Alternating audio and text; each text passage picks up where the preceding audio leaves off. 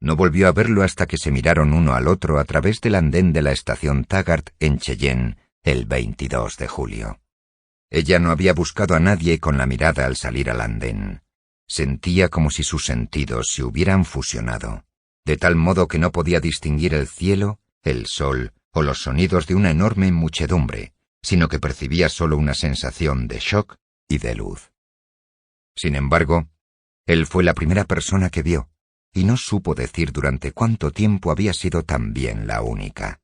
Él estaba de pie junto a la locomotora del tren John Galt, hablando con alguien fuera del campo de conciencia de ella. Iba vestido con unos pantalones y una camisa grises. Parecía un mecánico experto, pero las caras a su alrededor lo miraban porque él era Hank Rearden, de Rearden Steel. Muy por encima de su cabeza, Dagny vio las letras TT en el frente plateado de la locomotora. Las líneas del perfil de la locomotora se inclinaban hacia atrás, apuntando al espacio. Había distancia y una muchedumbre entre ellos, pero los ojos de Rearden se dirigieron a ella en el momento en que Dagny salió. Se miraron y ella supo que él sentía lo mismo que ella. Esto no iba a ser el solemne proyecto del que dependería el futuro de los dos, sino simplemente su día de disfrute. Su trabajo estaba hecho. Por el momento, no había futuro.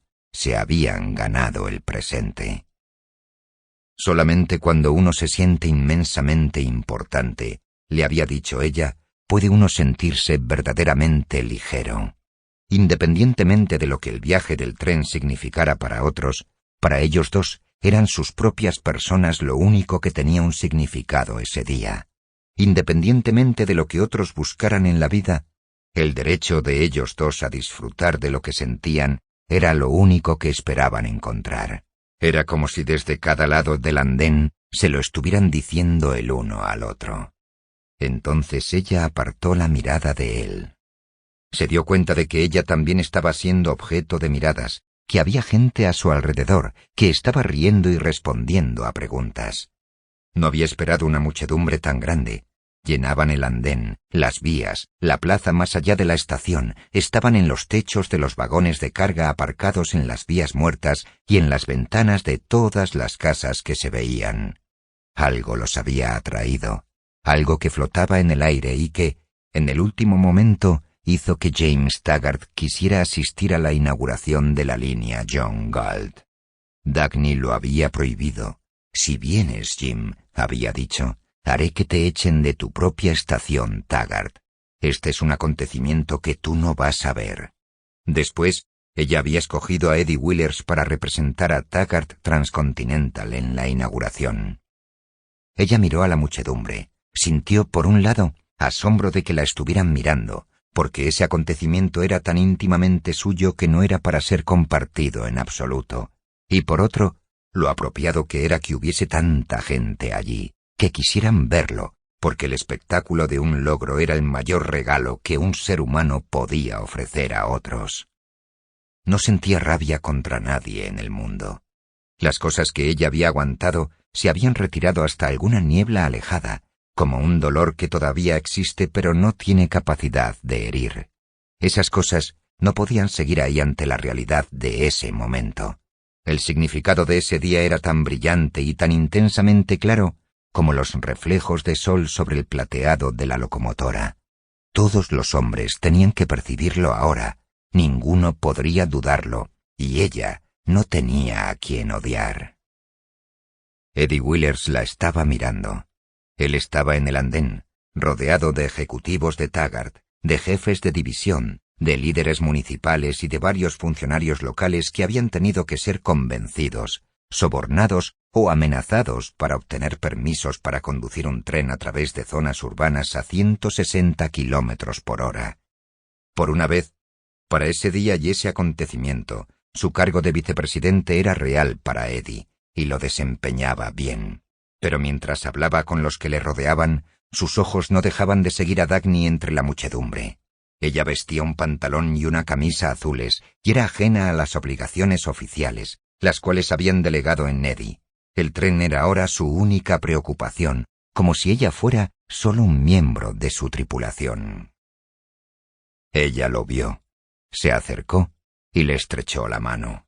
Su sonrisa era como un resumen de todas las cosas que ellos no necesitaban decirse. «Bueno, Eddie, ¿tú eres Taggart Transcontinental ahora?» «Sí», dijo él solemnemente, en voz baja. Había periodistas haciendo preguntas y la separaron de él. También a él le estaban haciendo preguntas. «Señor Willers, ¿cuál es la política de Taggart Transcontinental en cuanto a esta línea?» «¿Así que Taggart Transcontinental es simplemente un observador desinteresado? ¿Es eso, señor Willers?» Él contestaba lo mejor que podía. Estaba mirando el sol en una locomotora diésel, pero lo que estaba viendo era el sol en un claro del bosque y una niña de 12 años diciéndole que él le ayudaría a dirigir el ferrocarril algún día. Observó desde la distancia cómo la tripulación estaba alineada delante de la locomotora para posar ante un pelotón de fotógrafos. Dagny y Reardon estaban sonriendo, como si estuvieran posando para unas instantáneas de unas vacaciones de verano. Pat Logan, el maquinista, un hombre bajo y fibroso de pelo grisáceo y un rostro insultantemente inescrutable, posaba con un aire de divertida indiferencia. Ray McKim, el fogonero, un gigante joven y fuerte, sonreía con un aire de vergüenza y superioridad a la vez. El resto de la tripulación parecía estar a punto de guiñarle un ojo a las cámaras. Un fotógrafo dijo, riéndose, «¿No podéis poner cara de estar condenados, por favor? Sé que eso es lo que quiere el editor». Dagny y Reardon estaban contestando a las preguntas de la prensa. No había burla en sus respuestas ahora, ni acritud. Lo estaban disfrutando. Hablaban como si las preguntas estuvieran hechas de buena fe. Irresistiblemente, en algún momento, sin que nadie se diera cuenta, terminó siendo así. «¿Qué esperan que pase en este viaje?», le preguntó un periodista a uno de los guardafrenos. «¿Cree que llegarán a destino?» «Creo que llegaremos, sí», dijo el guardafrenos. «Y tú también lo crees, tío». «Señor Logan, ¿tiene usted hijos? ¿Ha contratado algún seguro adicional? Lo digo por lo del puente, ya sabe». «No cruces ese puente hasta que yo llegue», contestó Pat Logan despectivamente. «Señor Reardon, ¿cómo sabe usted que su raíl aguantará?» «El hombre que le enseñó a la gente a usar la imprenta», dijo Reardon. «¿Cómo lo sabía él?» «Dígame, señorita Taggart, ¿qué es lo que va a sustentar a un tren de 7.000 toneladas sobre un puente de 3.000 toneladas?» «Mi juicio», respondió ella. Los hombres de la prensa, que detestaban su propia profesión, no sabían por qué estaban disfrutando tanto ese día. Uno de ellos, un joven con años de éxitos notorios a sus espaldas y un aire cínico más propio de alguien que le doblara la edad, dijo de pronto, «Sé lo que me gustaría ser. Me gustaría poder ser un hombre que cubre noticias de verdad». Las agujas del reloj del edificio de la estación marcaban las 15:45 horas. La tripulación echó a andar hacia el furgón de cola, en el distante extremo del tren. El movimiento y el ruido de la multitud estaban disminuyendo. Sin darse cuenta, la gente estaba empezando a quedarse en silencio. El jefe de estación había recibido información de cada uno de los operarios locales a lo largo de la línea que atravesaba las montañas serpenteando hasta los campos petrolíferos de Wyatt, a 500 kilómetros de distancia. Salió del edificio de la estación y, mirando a Dagny, dio la señal de vía libre. De pie, junto a la locomotora, Dagny levantó la mano, repitiendo ese gesto en señal de orden recibida y comprendida.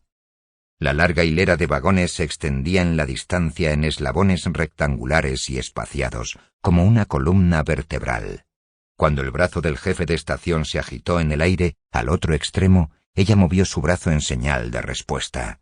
Reardon, Logan y McKim estaban de pie y callados, como en posición de firmes, dejando que fuese Dagny la primera en subir a bordo. Cuando ella empezó a subir los peldaños en el costado de la locomotora, un periodista pensó en una pregunta que no había hecho. «Señorita Taggart», llamó tras ella. «¿Quién es John Galt?» Ella se volvió, sujetando la barra de metal con una mano, suspendida por un instante sobre las cabezas de la muchedumbre. «Nosotros», respondió. Logan la siguió a la cabina. Después fue McKim. Reardon fue el último. Luego, La puerta de la locomotora se cerró con la hermética rotundidad del metal sellado. Las luces, colgando en el puente de señales contra el cielo, eran verdes. Había luces verdes bajas entre las vías, sobre el suelo, disminuyendo en la distancia donde las vías giraban, y había una luz verde en la curva, contra hojas de un brillante verde estival que las hacía parecer también luces. Dos hombres sostenían una cinta de seda blanca que cruzaba la vía delante de la locomotora. Eran el supervisor de la división de Colorado y el ingeniero jefe de Neely, que había seguido en su empleo. Eddie Wheeler sería quien cortaría la cinta, y de esa forma inauguraría la nueva línea. Los fotógrafos lo hicieron posar cuidadosamente, tijera en mano, de espaldas a la locomotora. Tendría que repetir la ceremonia 2 o 3 veces, le explicaron, para que ellos pudieran tener varias fotos para elegir. Ya tenían el rollo de cinta nueva preparado. Eddie estaba a punto de hacerlo, pero se detuvo. «No», dijo de pronto. «Esto no va a ser fingido». Con voz de tranquila autoridad, la voz de un vicepresidente, ordenó señalando a las cámaras. «Echaos atrás, bien atrás. Haced una foto cuando corte la cinta, y luego quitaos de en medio, rápido». Le obedecieron, retrocediendo deprisa por la vía. Solo faltaba 1 minuto. Eddie le volvió la espalda a las cámaras y se quedó de pie entre los raíles, de frente a la locomotora. Mantuvo las tijeras listas sobre la cinta blanca, se quitó el sombrero y lo tiró a un lado. Estaba mirando hacia arriba, a la locomotora. Una suave brisa agitó su cabello rubio. La locomotora era un enorme escudo de plata que llevaba el emblema de Nat Taggart. Eddie Wheeler levantó la mano cuando la aguja del reloj de la estación marcó las 4 en punto. «¡Dale gas, Pat!», gritó. En el mismo instante en que la locomotora empezó a avanzar, él cortó la cinta blanca y se apartó de un salto. Desde el lado de la vía vio la ventana de la cabina pasar y a Dagny moviendo el brazo en señal de saludo. Luego, la locomotora desapareció, y él se quedó mirando al otro lado del concurrido andén que aparecía y desaparecía al pasar los vagones de carga delante de él.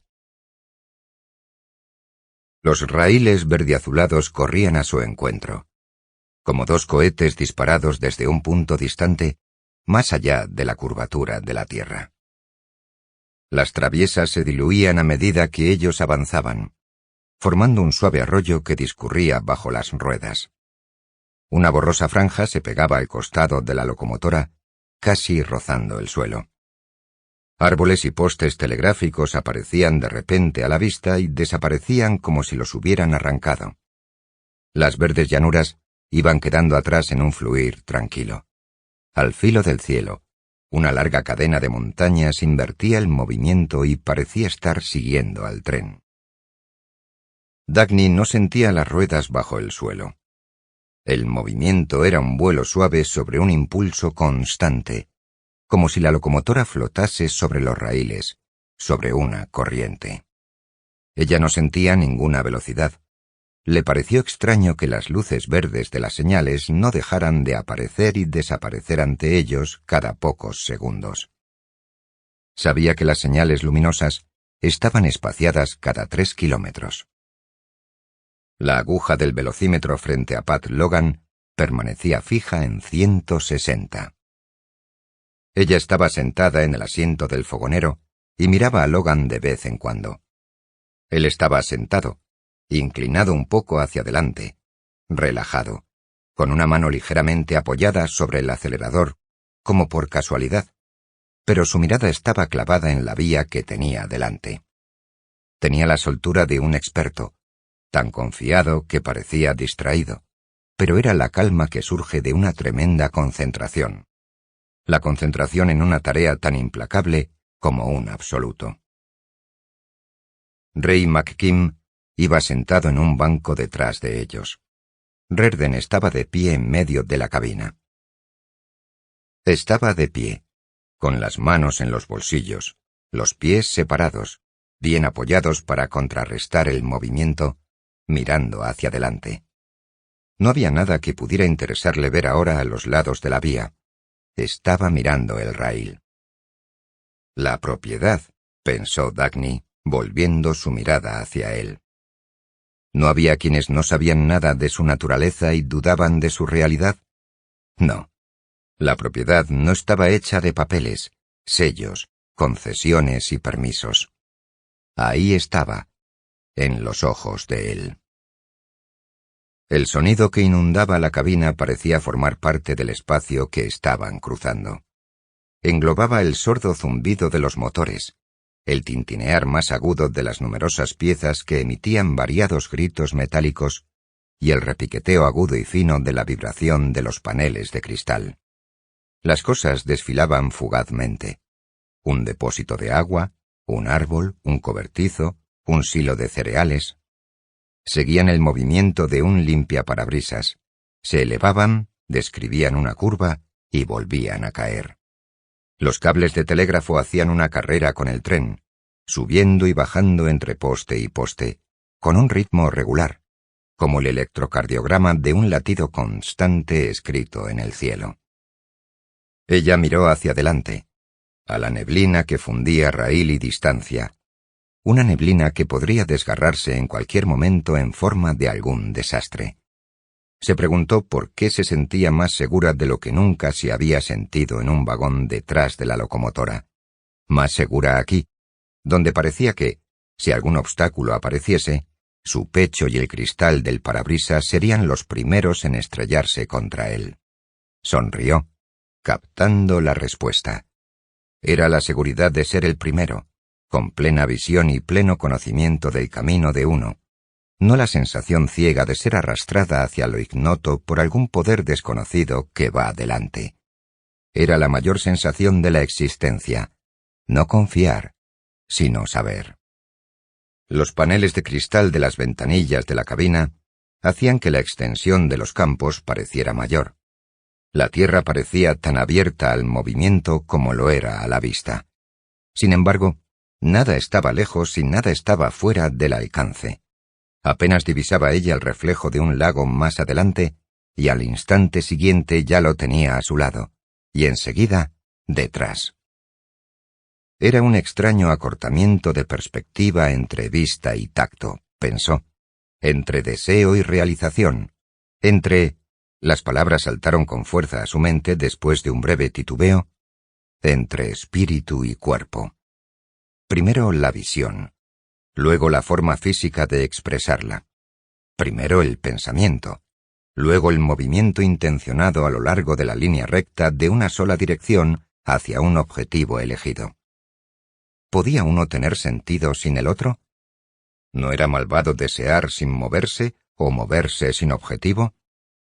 ¿De quién era la maldad que se arrastraba por el mundo, luchando por separar esas dos cosas y enfrentarlas entre sí? Sacudió la cabeza.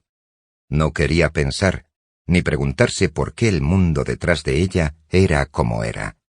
Le daba igual.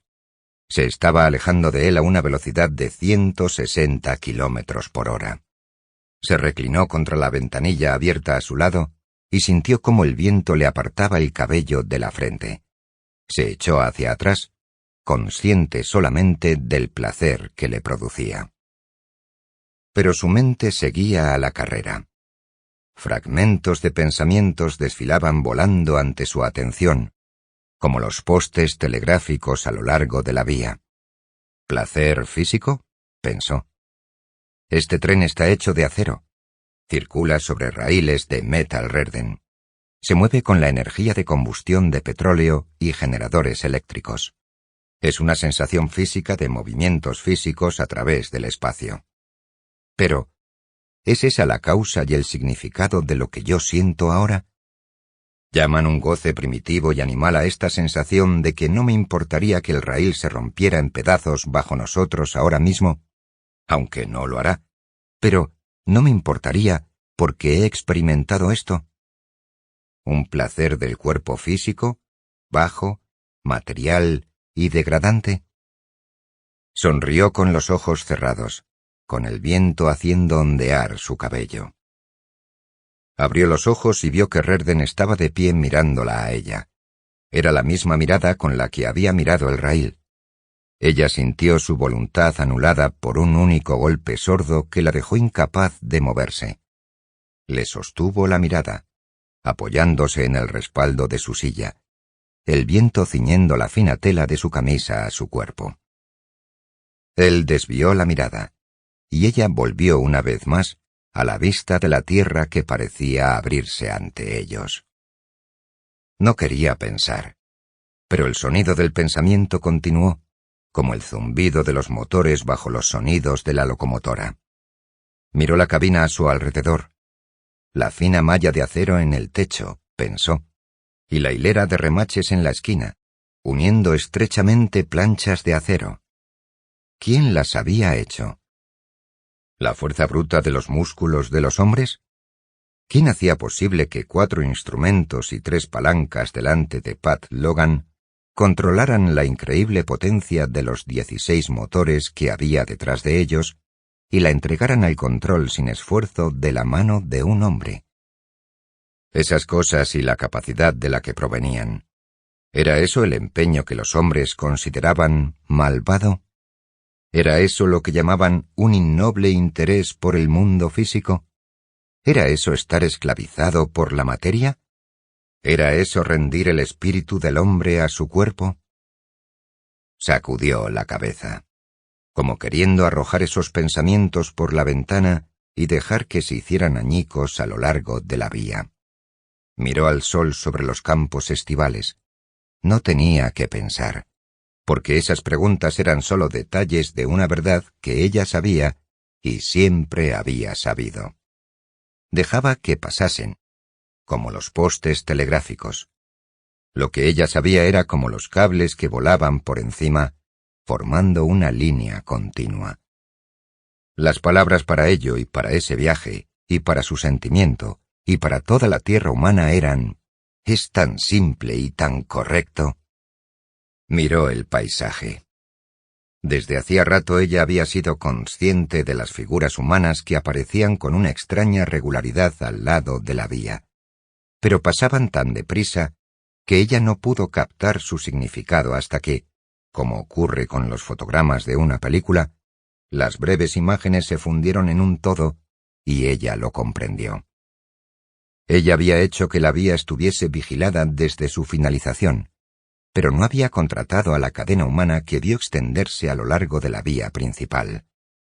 La figura solitaria de un hombre aparecía de pie cada kilómetro.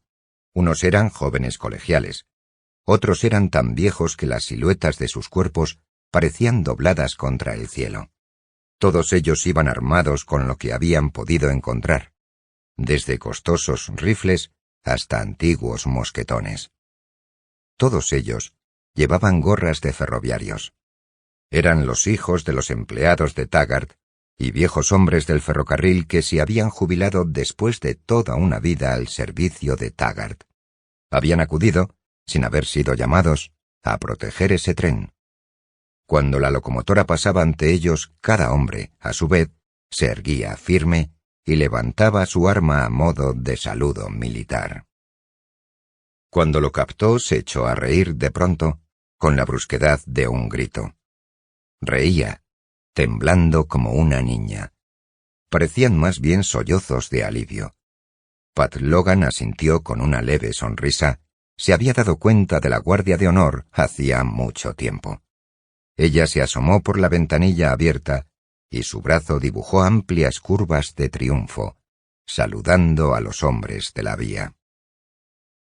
Sobre la cumbre de una colina lejana, distinguió una muchedumbre que agitaba los brazos contra el cielo. Las casas grises de un pueblo estaban desparramadas por un valle más abajo, como si hiciera tiempo que hubieran caído allí y hubieran sido olvidadas. Las líneas de los tejados estaban inclinadas y hundidas, y los años habían hecho desaparecer el color de las paredes. Tal vez, generaciones de personas habían vivido allí sin nada que marcase el paso de sus días, salvo el movimiento del sol de este a oeste.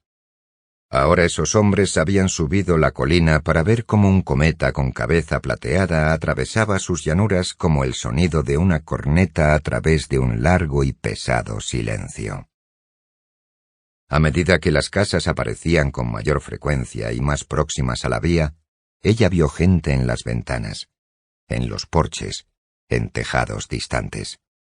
Vio a multitud de personas bloqueando las carreteras en los pasos a nivel. Las carreteras pasaban volando como las aspas de un ventilador, y ella no podía distinguir figuras humanas, solo sus brazos saludando al tren, como ramas agitadas por el viento que su velocidad generaba.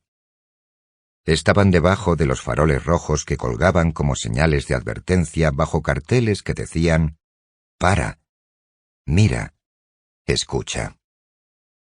La estación que dejaron atrás al atravesar un pueblo a 160 kilómetros por hora era una escultura oscilante de gente que se extendía desde el andén hasta el tejado. Ella vio el aleteo de brazos saludando, de sombreros lanzados al aire, de algo lanzado contra el lado de la locomotora, que era un ramo de flores. A medida que los kilómetros transcurrían, los pueblos iban pasando, con estaciones en las que no paraban, con multitudes que habían venido solo a ver, a vitorear y a henchirse de esperanza. Vio guirnaldas de flores bajo los aleros oscurecidos de hollín de viejas estaciones y banderas con rojo, blanco y azul sobre paredes carcomidas por el tiempo. Era como las imágenes que había visto y envidiado en las historias de los libros de textos sobre ferrocarriles, de la época en que la gente se reunía para saludar el primer viaje de un tren. Era como en los tiempos en que Nat Taggart cruzaba el país, y las paradas en su camino iban marcadas por personas deseosas de ver hazañas.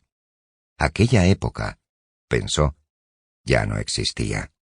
Muchas generaciones se habían sucedido sin ningún acontecimiento que vitorear en ningún lugar, sin nada que ver excepto las grietas que se hacían más grandes cada año en los muros levantados por Nat Taggart. Sin embargo, las personas seguían yendo, como lo habían hecho en la época de él, atraídas por la misma letanía. Miró a Rerden. Estaba de pie, apoyado contra la pared, ignorando a las multitudes, indiferente a la admiración. Estaba observando el rendimiento de la vía y del tren con la experta intensidad de un interés profesional. Su actitud sugería que él rechazaría como irrelevante cualquier pensamiento del tipo «les gusta», cuando el pensamiento resonando en su mente era «funciona». Su alta figura en el gris de su pantalón y su camisa hacía que su cuerpo pareciese listo para la acción. El pantalón acentuaba las largas líneas de sus piernas, la postura, firme y ligera, de estar de pie sin esfuerzo, o de estar listo para saltar hacia adelante al más breve instante. Las mangas cortas resaltaban el delgado vigor de sus brazos. La camisa desabrochada mostraba la piel tersa de su pecho. Dagny desvió la mirada, dándose cuenta de repente de que se había estado volviendo para mirarlo con demasiada frecuencia. Pero ese día no tenía lazos con el pasado ni con el futuro. Sus pensamientos estaban desconectados de cualquier implicación. No veía un significado más allá. Solo la inmediata intensidad de sentirse aprisionada con él, encerrados juntos en el mismo cubículo de aire, con la proximidad de su presencia subrayando la conciencia que ella tenía de ese día, igual que los raíles de Rerden subrayaban el vuelo del tren. Se volvió deliberadamente hacia él y lo miró. Él la estaba mirando. Ella no apartó la vista, sino que le sostuvo la mirada, fría e intencionadamente. Sonrió desafiante, sin permitirse a sí misma saber el pleno significado de su sonrisa, sabiendo solo que era el golpe más duro que podía asestarle a su cara inflexible. Sintió un repentino deseo de verlo temblar, de arrancarle un grito. Giró la cabeza lentamente, sintiendo una temeraria diversión, preguntándose por qué le resultaba difícil respirar. Estaba sentada, apoyada sobre el respaldo del asiento, mirando al frente, sabiendo que él era tan consciente de su presencia como ella lo era de la de él, le resultaba placentera esa consciencia de sí misma que él le producía. Cuando cruzaba las piernas, cuando apoyaba el brazo contra el marco de la ventanilla, cuando se apartaba el pelo de la frente, cada movimiento de su cuerpo quedaba enfatizado por un sentimiento para el cual las palabras no admitidas eran ¿lo está viendo? Los pueblos habían quedado atrás. La vía estaba ascendiendo por un paisaje cada vez más escarpado, más reacio a permitir que cualquier cosa se aproximase. Los raíles no paraban de desaparecer detrás de las curvas, y las cimas de las colinas seguían aproximándose, como si las llanuras se estuvieran doblando en pliegues. Las plataformas lisas y rocosas de Colorado estaban avanzando hacia el borde de la vía, y los distantes confines del cielo se encogían formando oleadas de montañas azuladas. Más a lo lejos, vieron una neblina de humo sobre las chimeneas de unas fábricas, luego la red de una central eléctrica y la solitaria aguja de una estructura de acero. Se estaban acercando a Denver. Miró a Pat Logan. Estaba un poco más inclinado hacia adelante, y ella advirtió una ligera contracción en los dedos de su mano y en sus ojos. Él sabía, igual que ella, el peligro de atravesar una ciudad a la velocidad a la que iban. Fue una sucesión de minutos, pero le dio la impresión de ser una única totalidad. Primero vieron las formas solitarias, que eran las fábricas, pasando delante de las ventanillas. Luego, las formas se fundieron en una confusión de calles, y después un delta de raíles extendido frente a ellos, como la boca de un embudo succionándolos hacia el interior de la estación Taggart, sin nada que los protegiera salvo los minúsculos puntos verdes de luz esparcidos por el suelo. Desde la altura de la cabina, vieron vagones de carga en vías secundarias, pasando rápidamente como si fueran los perfiles planos de tejados. El agujero negro de la estación del tren, volando hacia sus caras. Fueron lanzados a través de una explosión de sonido. El traqueteo de ruedas contra los paneles de cristal de una bóveda y la algarabía de vítores de una masa que se bamboleaba como un líquido en la oscuridad entre columnas de acero. Volaron hacia una resplandeciente arcada y unas luces verdes colgando en el cielo abierto más allá. Las luces verdes, que eran como los tiradores de las puertas del espacio, abriendo una puerta tras otra delante de ellos.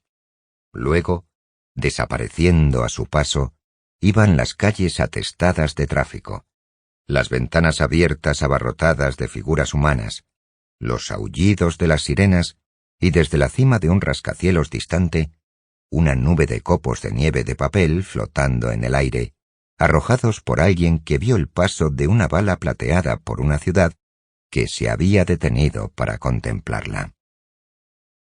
Luego se encontraron fuera de nuevo, en una pendiente rocosa, y con una rapidez asombrosa, las montañas se elevaron ante ellos, como si la ciudad los hubiera lanzado directamente contra una pared de granito y una estrecha cornisa los hubiera recogido a tiempo. Estaban aferrados a la cara de un acantilado vertical, con la tierra rodando hacia abajo, alejándose, y gigantescas gradas de peñascos retorcidos elevándose y ocultando el sol, dejándolos acelerar a través de un atardecer azulado, sin poder ver ni el suelo ni el cielo.